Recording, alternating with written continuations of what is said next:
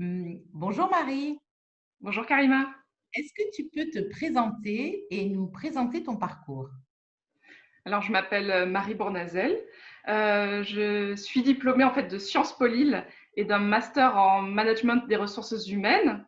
Et j'ai travaillé à la fois dans la communication, dans le management et l'engagement des collaborateurs avant vraiment de me lancer sur les questions d'égalité professionnelle, que je travaille depuis quelques années maintenant. Et je suis aujourd'hui consultante et conférencière sur ces questions d'égalité professionnelle entre les femmes et les hommes. Est-ce que tu peux nous expliquer comment tu travailles la question de l'égalité femmes-hommes? Alors, en tant que consultante et conférencière, je travaille auprès des entreprises, à la fois en allant les sensibiliser ou en les accompagnant sur leurs projets d'avoir un peu plus d'égalité professionnelle. Ça peut être la première des choses à laquelle on pense, c'est l'égalité salariale, mais ça peut être aussi travailler sur les stéréotypes.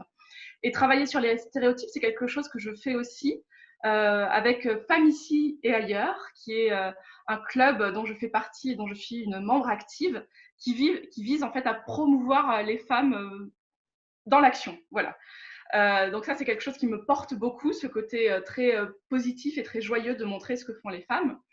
Et je travaille aussi sur ces questions-là par un côté artistique, puisque je suis en train de créer un seul en scène qui est sur ces sujets-là, ce que c'est d'être une femme, ce que c'est d'être un homme, ce que c'est la rencontre de ces deux mondes parfois, et sur des questions, on va dire, un peu féministes. Et je travaille enfin sur le volet artistique avec un projet qui s'appelle Meuf Mec. Là, c'est moi qui suis derrière la caméra puisque je pose la question qu'est-ce que ça signifie pour toi d'être une femme ou d'être un homme. Et c'est des petites vidéos d'une minute, des petites capsules qui sont sur Instagram et Facebook. Voilà comment je travaille sur ces sujets-là.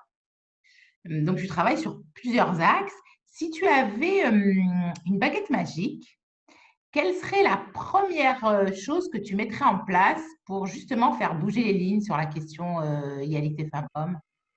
Alors ma baguette magique, elle concernerait toutes les croyances limitantes qu'on a en tant que femme et aussi en tant qu'homme, de se dire bah, ça, c'est pas pour moi, ça c'est pour moi. Ce serait sur les rôles modèles en fait, parce que par exemple, on voit beaucoup d'hommes qui sont musiciens ou on a beaucoup de référents d'hommes politiques par exemple, mais très peu de femmes. On n'a jamais eu de présidente en France. Et donc tout ça en fait, c'est des limites qu'on met à l'imagination et à la projection que pour les femmes, mais aussi pour les hommes pour qui c'est aussi important en fait de pouvoir imaginer qu'il y a d'autres modèles, d'autres schémas et d'autres mondes en fait qui sont possibles.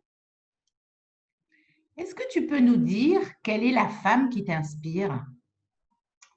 Alors ça c'est une grande question et pour moi je dirais en fait que c'est Virginie Despentes, à la fois pour sa plume acérée, incisive et sans et radicale en fait.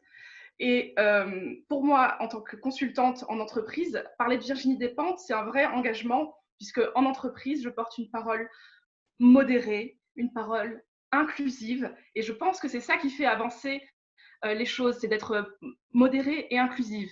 Mais pour en fait porter cette parole-là au plus grand nombre, on a besoin de femmes radicales, comme peut l'être Virginie Despentes. Merci beaucoup, Marie. Merci beaucoup, Karima.